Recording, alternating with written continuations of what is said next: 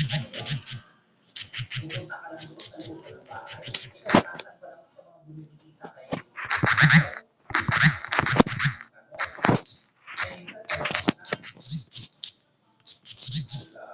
Kaya po ngayon mga kababayan, yan nga ba?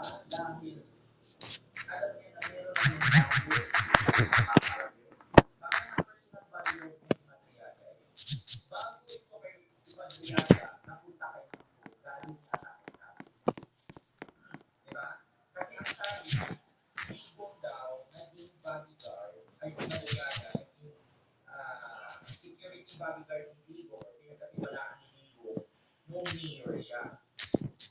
So siguro, si Madriaga, kung all lang na ito, no? Parang sabi lang, alam na ng 50 na pwede siya mag-security bodyguard, di ba?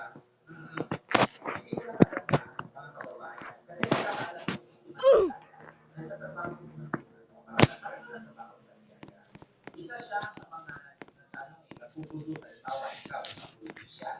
Pwede mo siyang tawagan at hihingi ka ng mga security ma-refer siya sa'yo. Kasi nagtatrabaho siya sa mga security groups, parang gano'n yata, no? Mga kababayan, at saka nasa-NCIS siya noon. Parang siya mga karanasang trabaho. Di ba? Mga kababayan. So, ang problema ngayon,